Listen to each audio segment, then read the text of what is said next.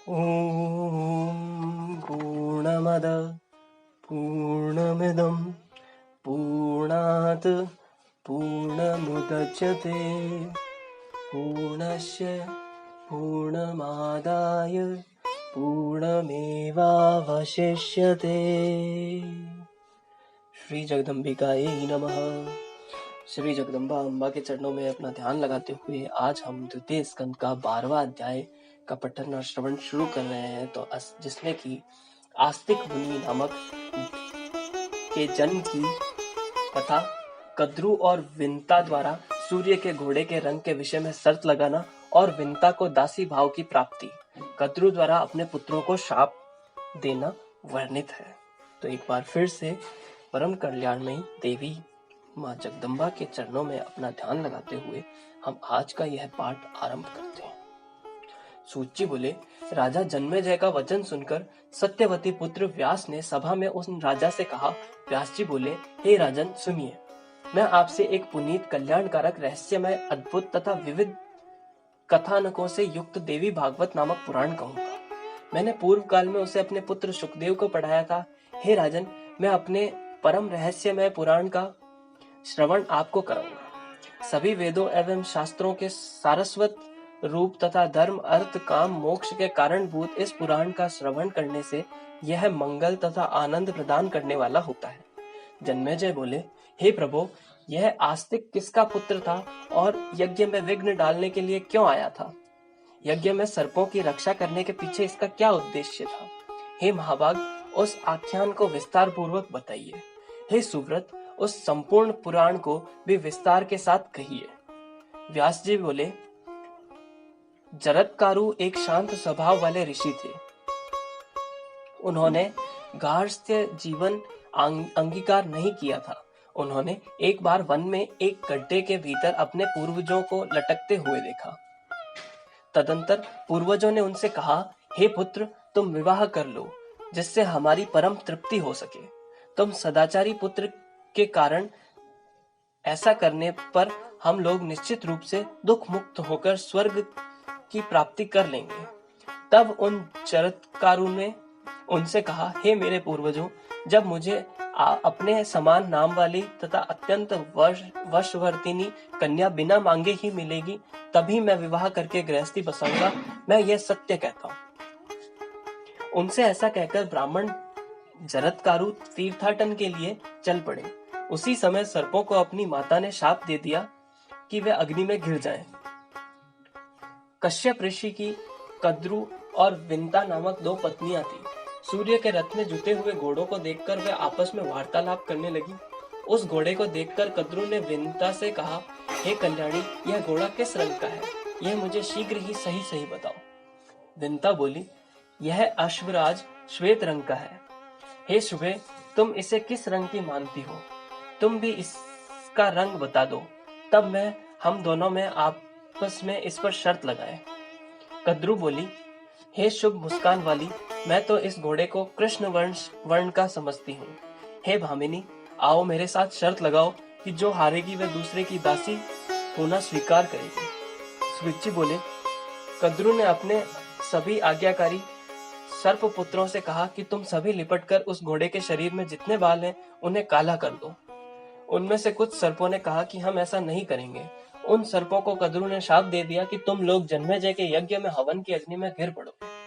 अन्य सर्पों ने माता को प्रसन्न करने की कामना से उस घोड़े की पूंछ में लिपटकर अपने विभिन्न रंगों से घोड़े को चितकबरा कर दिया। तदंतर दोनों बहनों ने साथ जाकर घोड़े को देखा। उस घोड़े को चितकबरा देखकर विंता बहुत दुखी हुई। उसी समय सर्पों का आहार करने वाले महाबली विंता पुत्र गरुड़ जी वहां आ गए।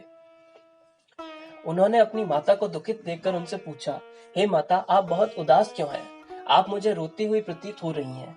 हे सुनैने, मेरे एवं सूर्य सारथी अरुण सदृश पुत्रों के जीवित रहते यदि आप दुखी हैं, तब हमारे जीवन को धिक्कार है।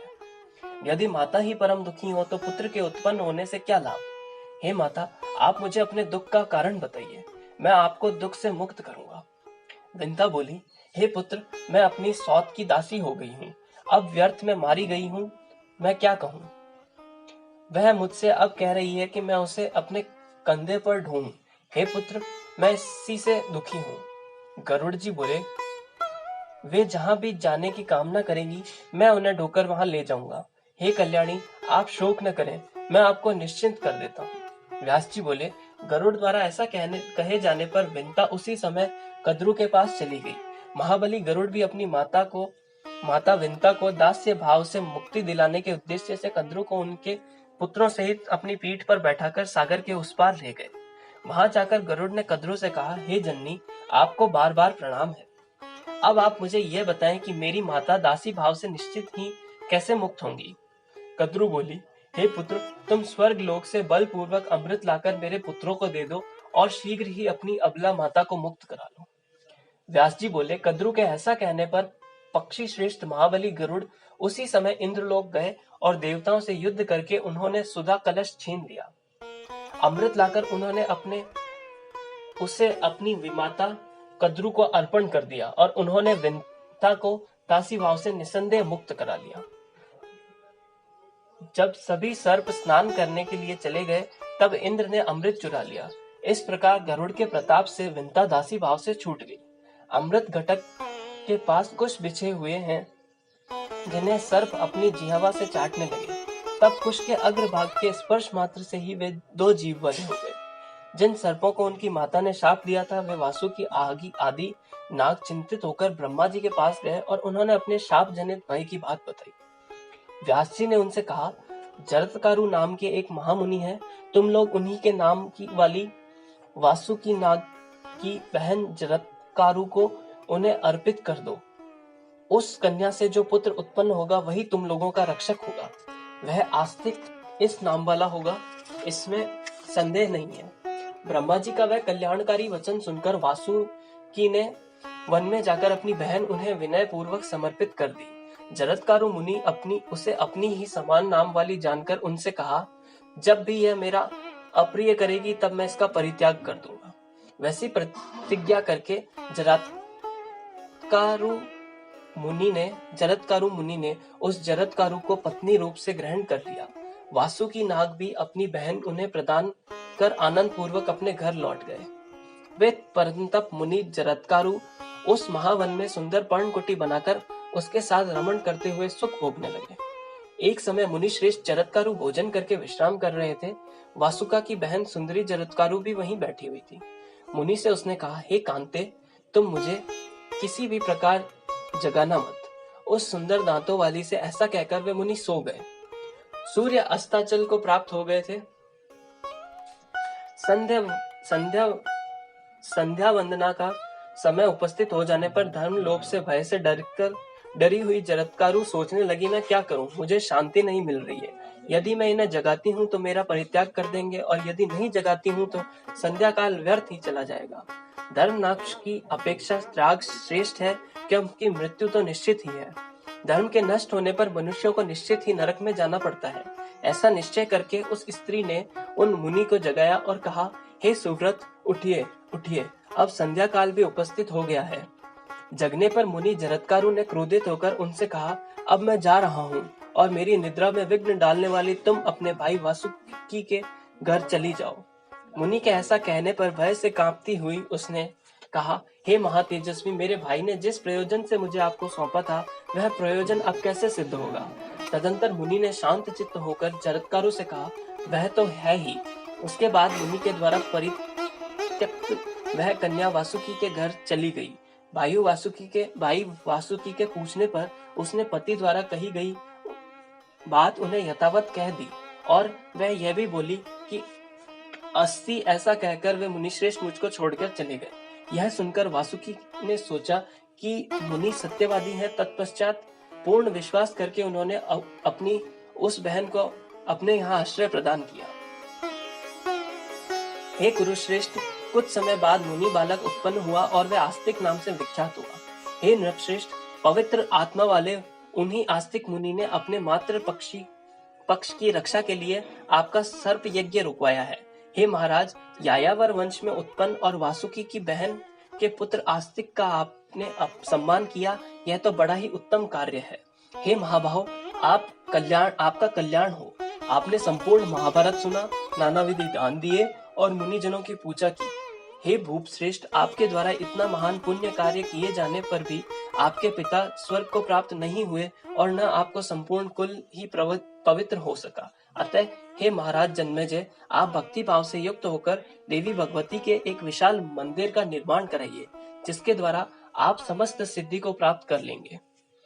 सर्वस्व प्रदान करने वाली भगवती दुर्गा परम श्रद्धा पूर्वक पूजित होने पर सदा वंश वृद्धि करती हैं तथा राज्य को सदा स्थिरता प्रदान करती हैं। हे भूप श्रेष्ठ, विधि विधान के साथ देवी यज्ञ करके आप श्रीमद देवी भागवत नामक महापुराण श्रवण कीजिए। अत्यंत पुनीत, भवसागर से पार उतारने वाली, अलौकिक तथा विविध रसों से संपृक्त उस कथा को मैं आपको सुनाऊंगा। हे राजन, संपूर्ण संसार में इस पुराण से बढ़कर अन्य कोई भी श्रवणीय नहीं है और भगवती के चरणाविंद के अतिरिक्त अन्य कुछ भी आराधनीय नहीं है। हे नृपश्रेष्ठ, जिनके प्रेम पूरित हृदय में सदा भगवती विराजमान रहती है, वे ही सौभाग्यशाली, ज्ञानवान एवं धन्य है। हे भारत, इस भारत भूमि पर वे ही लोग सदा सुखी दुखी दिखाई देते हैं जिन्होंने कभी भी महामाया अंबिका की आराधना नहीं की। हे राजन, ब्रह्मा आदि सभी देवता भी जिन भगवती की आराधना में सर्वदा लीन रहते हैं, उनकी आराधना भला कौन मनुष्य नहीं करेगा। जो मनुष्य इस पुराण का नित्य श्रवण करता है, उसकी सभी कामनाएं पूर्ण हो जाती है। स्वयं भगवती ने भगवान विष्णु के समक्ष इस अति श्रेष्ठ पुराण का वर्णन किया है। हे राजन, इस पुराण के श्रवण से आपको चित्त को परम शांति प्राप्त होगी और आपके पितरों को अक्षय स्वर्ग प्राप्त होगा। इस प्रकार 18,000 श्लोकों वाली श्रीमद देवी भागवत महापुराण संहिता के अंतर्गत द्वितीय स्कंद का श्रोत्र प्रवक्त्र प्रसंग नामक 12वां अध्याय ओम तत्सत। द्वितीय स्कंद ओम तत्सत। यज्ञ कर्म क्रिया वेदः स्मृति वेदो ग्रहाश्रमे। स्मृतिर्वेदः क्रिया वेदः पुराणेषु प्रतिष्ठतः। पुराण पुरुषाज्जातं यथेदं जगद्भूतं तथेदं वाङ्मयं चात पुराणे पयो न संशयः। न वेदे ग्रह संचारो न शुद्धिः कालबोधिनी। तिथि वृद्धि क्षयो वापि पर्व ग्रह विनिर्यः। इतिहास पुराणेषु तु निश्चयोन कृतः पुरा यन्न दृष्टं हि वेदेषु तत्सर्वं लक्ष्यते स्मृतो उभयोर्यन्न दृष्टं हि तत्पुराणे प्रगीयते। अर्थात यज्ञ एवं कर्म कांड के लिए वेद प्रमाण है, गृहस्थों के लिए स्मृतियां ही प्रमाण है, किंतु वेद और स्मृति शास्त्र, धर्म शास्त्र दोनों ही सम्यक रूप से पुराणों में प्रतिष्ठित हैं। जैसे परम पुरुष परमात्मा से यह अद्भुत जगत उत्पन्न हुआ है, वैसे ही संपूर्ण संसार का वाङ्मय साहित्य पुराणों से ही उत्पन्न है। इसमें लेश मात्र भी संशय नहीं है। वेदों में तिथि, नक्षत्र आदि काल निर्णायक और ग्रह संचार की कोई युक्ति नहीं बताई गई है। तिथियों की वृद्धि, क्षय, पर्व, ग्रह का ग्रहण आदि का निर्णय भी उसमें नहीं है। यह निर्णय सर्वप्रथम इतिहास पुराणों के द्वारा ही निश्चित किया गया है। जो बातें वेदों में नहीं है, वे सब स्मृतियों में है, और जो बातें इन दोनों में नहीं मिलती, वे पुराणों के द्वारा ज्ञात होती है। ओम श्री चंडिका देवी को नमस्कार है। देवी को नमस्कार है। देवी